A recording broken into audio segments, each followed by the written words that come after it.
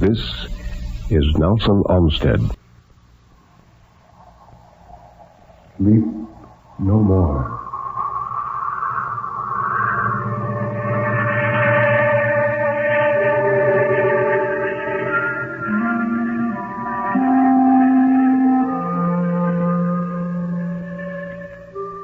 Sleep no more. Turn down the lights. Sink back in your chair and don't look into the shadows. In the shadows, there may be moving things. Tonight, it may be, you will sleep no more.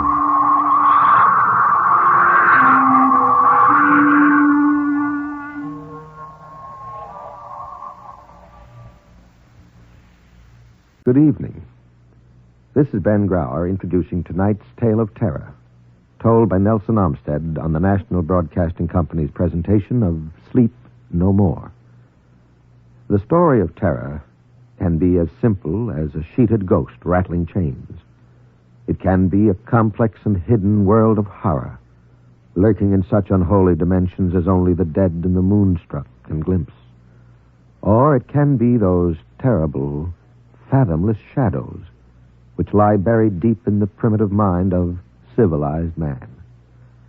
And for this evening, well, Nelson Olmsted, tell us about this evening's story. The story tonight, Ben, is one of the strangest adventures you've ever heard. The tale of a Navy flyer marooned on a small Pacific island. It's called Conquerors' Isle by that master of suspense, Nelson Bond. Very well, then, let's listen while Nelson Olmsted tells us about Conquerors' Isle.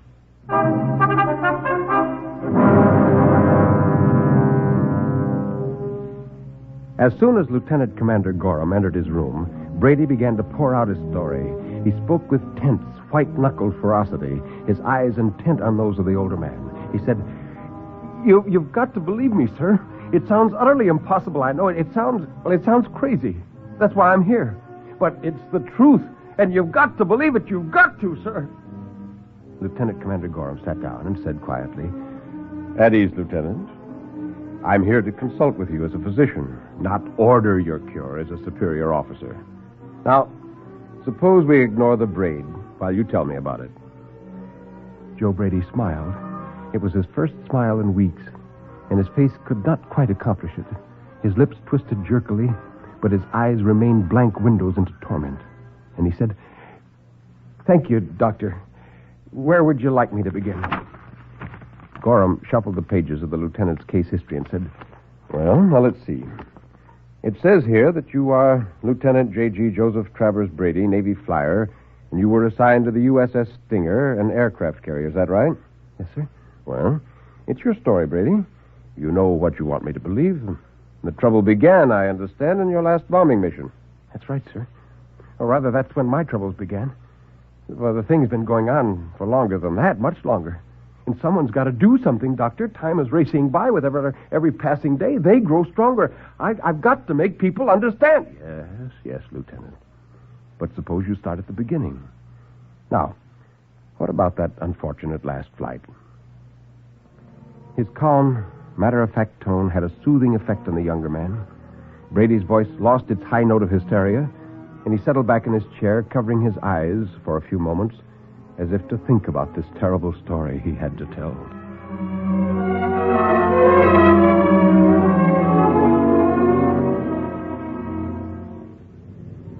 Well, sir, we accomplished our mission and started home to the aircraft carrier, and we were cruising the South China Sea when, well, all of a sudden we discovered we were losing elevation like crazy. One of our winged tanks was spraying gas all over the South China Sea. We weren't worried, though. Navy watches out for its own, and we knew that an hour after we were forced to our life rafts, a rescue party'd be out to pick us up. So we reported the bad news to the squadron leader, and with no great dismay, watched the rest of the flight dwindle to black dots as we lurched along, coaxing every last possible mile out of our ruptured duct. It'd be annoying, we thought, and a nuisance, but it wouldn't be dangerous. That's what we thought, being logical guys. But in the South Pacific area, you can toss logic and reason right out the window.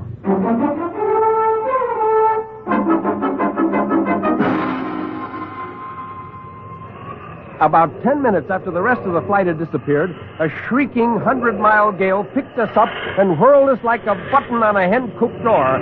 How long we rode that thing, I haven't the faintest idea. It grabbed us and spun us as if we weighed ounces instead of tons. We had no way of climbing above the storm, of course. We just had to sit there and take it. All three of us were nerve-shattered, bone-bruised, and dog-sick from the storm's beating, and not one but would have cheerfully given up a year's shore leave to be clear of this mess. And then suddenly as it had sprung from nowhere, the typhoon passed. 1 minute we were standing on our ears in a maelstrom of wind and rain, and the next, the skies were crystal clear, and a benevolent sun beamed down on a blue, tranquil sea, while under the shadow of our wingtips lay a pink and green sanctuary of a tropical island. We came in for a landing on the beach.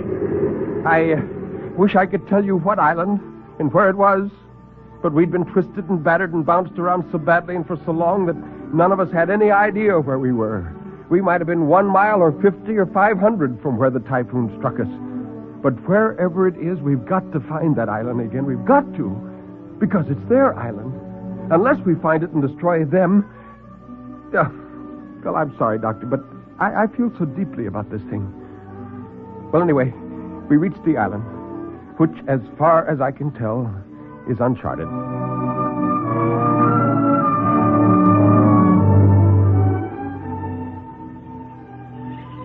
A few minutes after we'd landed, we heard a cheerful hail and looked up to find a white man approaching us from a wall of tropical foliage that spanned the beach. There were several of them, and they smiling and unarmed, and they welcomed us in English with courteous enthusiasm. They had seen us land, said the head of their party, who introduced himself as Dr. Grove, and had hurried out to meet us in case anyone needed medical assistance. Well, I assured him that we were all right, and that we needed only food and rest and a means of communicating our whereabouts to our comrades, who by this time were undoubtedly fanned out over half the South Pacific searching for us. And then Dr. Grove said, "Food and rest you shall have. As for the other, well, those things take time in this primitive country, but we shall see. We shall see." "Well, we have a radio in our plane," I began. But Jack Cavanaugh, our radio man, shook his head at me and he said, "No, we did have, Skipper. It just went out as we sighted the island. Must have got wanged about a bit in that storm." "But you can fix it?" "I suppose so, if it's nothing serious. I'll tell you better after I've had a chance to look it over." "Of course," nodded Grove. "But in the meantime, I hope you'll accept our humble hospitality. We don't have the pleasure of entertaining new guests here very often. It'd be good to chat with all of you. If you will follow me, please." Well, there was nothing else to do, like sheep being led to the slaughter. Blindly, trusting without a struggle, we followed them off the beach into a winding jungle path. It was Jack Cavanaugh who first intimated that there might be something wrong about this setup. Even he didn't really suspect anything. He was just puzzled. He wondered aloud as we pushed forward. "Where from? I don't get it." You don't get what?" I asked him. "That Grove character. He said they saw us land. Only where from? Where the devil do they live? In the trees? I had a good look at this island just before we landed. A good long look. I didn't see the sign of anything that looked like a house." "By heaven, you're right. I didn't either. I wonder if..." But my question was answered before I voiced it. We stopped before a sort of concrete shelter under a sprawling banyan tree, so perfectly camouflaged that you could hardly see it from 10 yards away, much less from the air. Dr. Grove smiled and said, "Here we are, gentlemen." And he touched the button, and a shelter door slid open. "If you will be good enough to enter." And I said, "Enter what? That?" "Now, don't be alarmed. It's merely an elevator. This entrance is from the ground level." "An elevator in this jungle? Well, what kind of monkey business is this, anyhow? Do you mean to tell me you live underground?" "My dear Lieutenant, I'll be glad to explain everything later. It's all very simple, but first I must insist that you..." "Oh, so now you're insisting, huh? Suppose we prefer not to step into your mysterious little parlor, then what?" "Well, then, I should be compelled most regretfully to enforce my request." "Is that right? Well, guess again, pal." I took out my automatic and held it on him, saying, "This is one detail you seem to have overlooked." I overlook no details, Lieutenant. Would you be kind enough to fire your gun? Well, I stared at him, baffled. He wasn't stalling. You can feel things like that. He was amused, superior.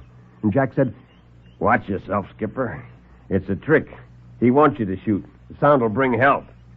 Wrong, my friend. I need no help. And he slipped a hand into his breast pocket. Very well. Since you won't accept my invitation. Well, shooting was risky, but I had no choice. Okay, I stepped. You asked for it, and I squeezed the trigger, but nothing happened. And I don't mean that the gun missed fire or that it jammed. I mean it just didn't go off, that's all. There wasn't a thing wrong with it mechanically. Later, I took it down piece by piece and examined it. It was perfect. But it just wouldn't fire on that island. I soon found out about that. About that and a lot of other things. Dr. Grove just looked at all of us and shrugged his shoulders. He was very calm about it all, and he said, "You see, now perhaps you will be kind enough to step into the shaft." Not on your life. I don't understand what's going on here, but whatever it is, I don't want any part of it. Now, come on, gang, let's get out of here. I'm sorry. You forced me to use harsh measures. Believe me, I do so reluctantly. From his breast pocket, he drew a slender tube about the size and shape of a fountain pen, and he pointed it at me. At us, I should say, because from it suddenly flowed a silver cone of radiance.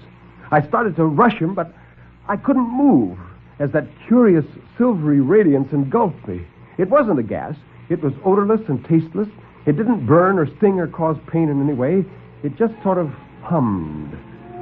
But it was as though I had charged into an ocean of lambent cobwebs to become enmeshed in a shroud of moonbeams. I could neither move nor speak, and everything was so confused that for a while I didn't know what happened.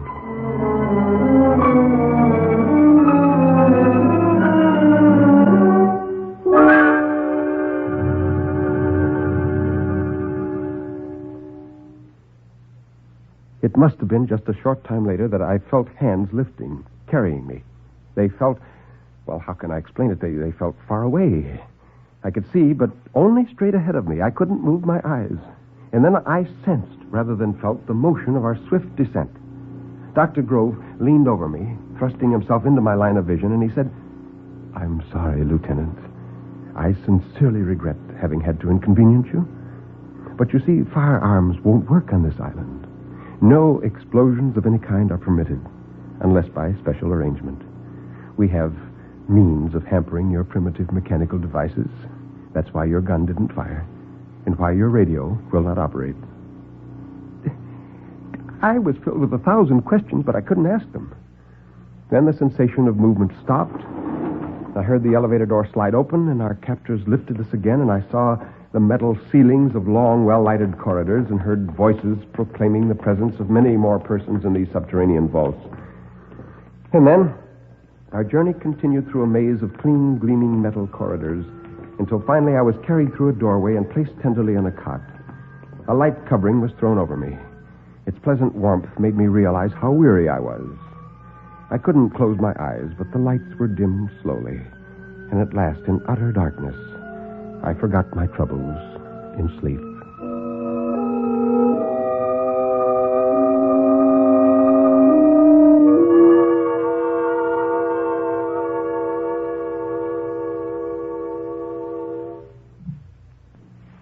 I don't know whether the return of lights awakened me or whether some unseen control automatically brought back the illumination when I awoke. At any rate, I roused from my slumber to find the room bright again. Even more important was the fact that I could move. I leaped from my cot and sprang to the door on the other side of the room, but as I had expected, it was locked. So I gave it up, for the time being, any idea of attempting to escape, and I set myself to studying my surroundings. For one thing, I was alone. Apparently, our captors had assigned each of us to a separate chamber. This one was Spartan in its simplicity. 4 walls of a dull, gray metallic substance I could not immediately identify. A cot, a chair, and a desk were the only furnishings. What amazed me most was that there were no lighting fixtures. I looked in vain for any source from which originated the pleasant, unflickering illumination that flooded the room. I found nothing. The flow of light was constant, and oddly enough, there were no shadows. I think that's when I started to get frightened. I don't mean flabby-lipped or knock-kneed scared, but cold and awed and numb, like, well, the way a trapped rabbit must feel. Suddenly, desperately, I needed the reassurance of my comrade's presence. I raised my voice and shouted. There was no reply. The impassive walls should have echoed the panic of my voice, being metal, but like everything else in this strange place, it behaved unnaturally. It absorbed the sound, sopping it up as a sponge absorbs water. I shouted again and again, and then suddenly I heard the faintest sound behind me, and I whirled. Dr. Grove was stepping through the wall. Now, you must understand me here. I said through the wall, not the door. The door was in front of me, but Dr. Grove stepped into my cell through the solid metal wall. I know you're going to say that such a thing is impossible. To us, it is. To them, nothing is impossible. Nothing. Well, as I was saying, Dr. Grove stepped through the wall, and strange as it may sound, in that moment my panic ended. Oh, I still feared, yes, but I feared as a man fears a god or a demon. I looked on him with awe, knowing him to be as far above and beyond me in the life scale as I am superior to a dog or a beast of burden. So it was we talked, not as man to man, but as man to a lesser creature, and I was the lesser creature. He was the master, I was the serf, and he told me many things. Has it ever occurred to you, Doctor, that we humans are an egotistic race? Our Darwins and our Huxleys have told us that we are the product of a steady, progressive evolution, an evolution that started in primeval slime and has gradually developed to our present proud and self-proclaimed status as Homo sapiens, intelligent man. But perhaps we're not so intelligent as that. There dwells upon Earth today a race representing the next step in man's progress, a people to whom our thoughts are as immature and elementary as the prattling of infants is to us. They begin where we leave off. The hard-won learning of our best brains is theirs intuitively.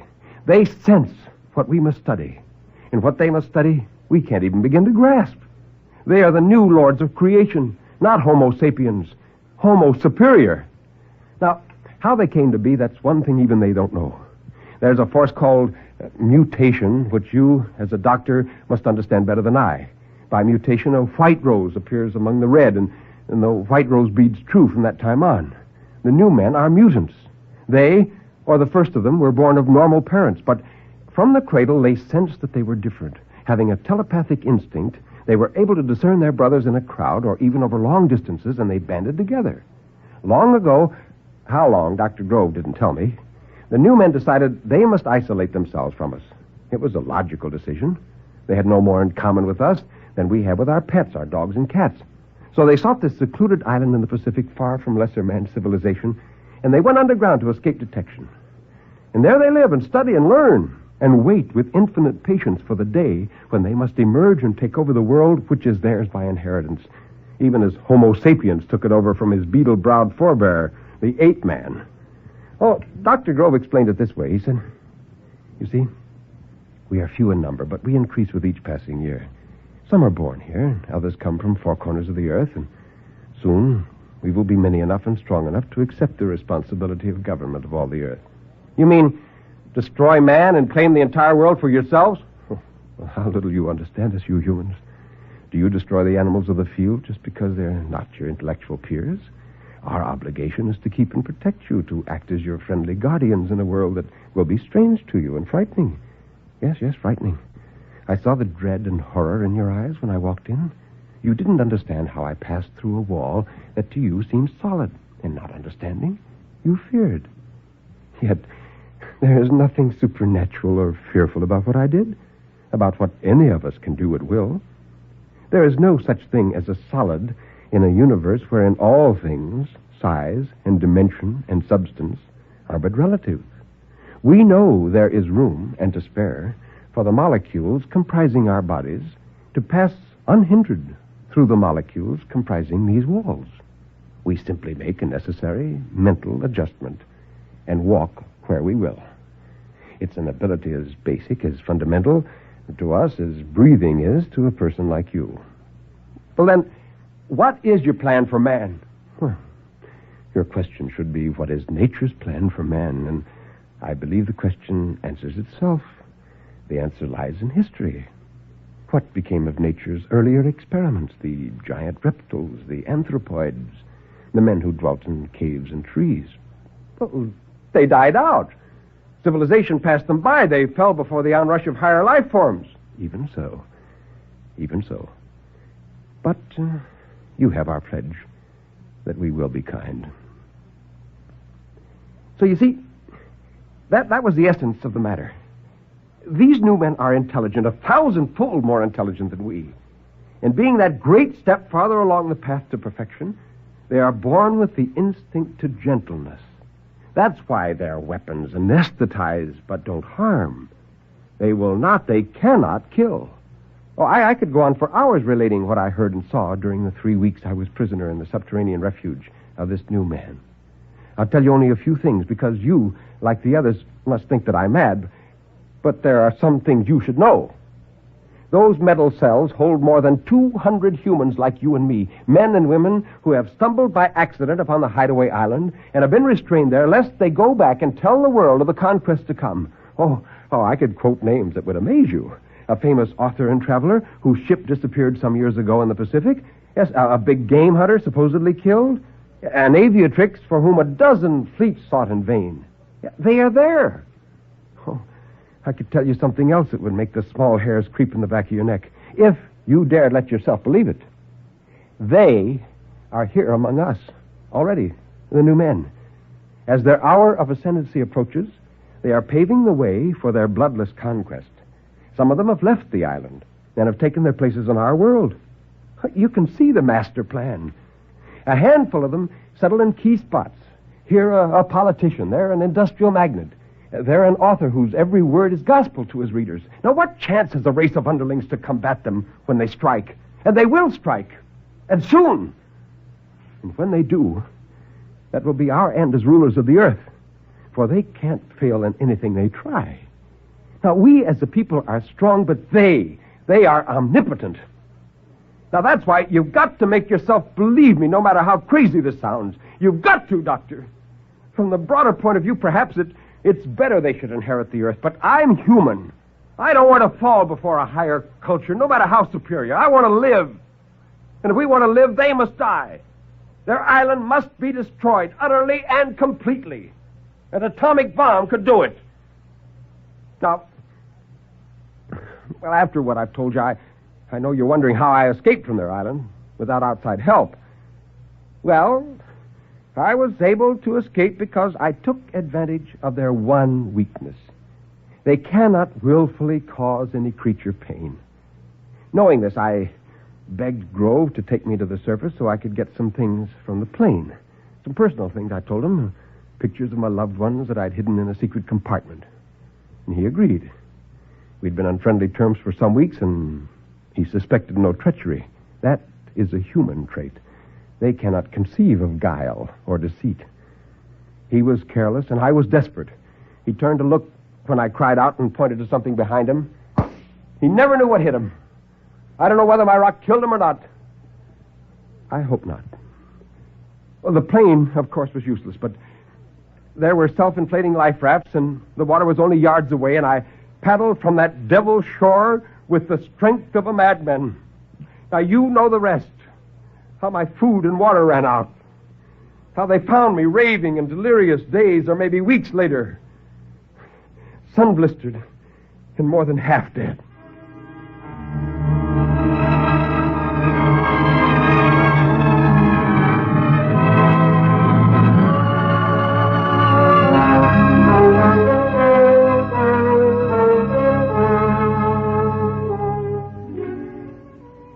Dr. Gorham nodded and quietly closed the memo book in which he had scratched only doodles. Brady sat in his chair as if exhausted from the memory of his experience. Well, Lieutenant, said Dr. Gorham, it's been a pleasure listening to your story. Brady looked at Dr. Gorham for a moment and said, You don't believe me either, do you? Well, I'll make a report to my superiors. Please be patient and try not to worry. Good day, Lieutenant. Oh, go to the devil. Oh, go to the devil. The doctor gazed compassionately at the young man for an instant, shrugged, and left the narrow chamber. Outside, another medical officer greeted him. Ha there, Gorham. You talked with him. Well, what's your verdict? Gorham touched his forehead. A clear case of persecution mania. An amazing form. So I've never heard a tale so complete and logical, but, well, do what you can for him. I'm afraid he's going to be here for a long time. Perhaps for as long as he lives. Turned loose, he might be dangerous. Yes, it's tough. A nice boy, too. But it does nasty things to a man floating for weeks in a life raft. He was the only one of his crew to survive. Well, Doctor, will you have lunch with me? Oh, no, thank you. I've got to run along. I have to turn in a report and a recommendation on this case. Of course. Well, I'll see you later, then. The other medical disappeared down the spotless corridor of the mental ward. Gorham pondered briefly, orienting himself. He was in the west wing of the hospital, facing the street. His car stood at the curb just outside. He was very busy. There was so much work to be done, so much. And if he walked through the anteroom, some fool was sure to delay him and drag him into a long-winded discussion. He didn't feel a bit like talking. He wanted to get out of this place and forward his report that the Brady case was closed, that there would be no more trouble from that source. He glanced swiftly up and down the corridor. There was no one in sight. His senses told him the street was also deserted. There was no danger of his being seen. So, Dr. Gorham turned and walked quietly through the wall.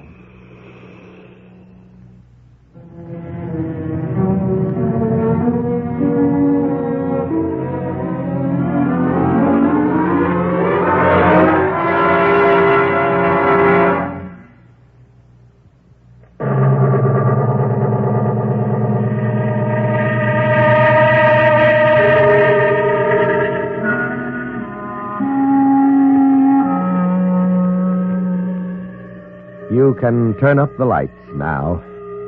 You can look around you. Nobody is there, really.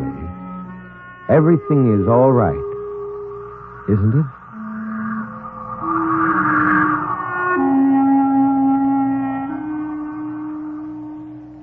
Step over here, Nelson Olmsted, and tell us about next week's story.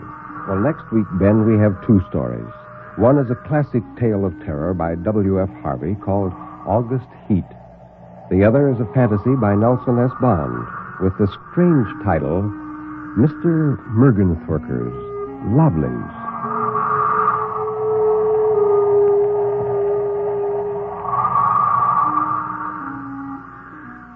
You have been listening to Sleep No More, an NBC Radio Network production directed by Kenneth McGregor.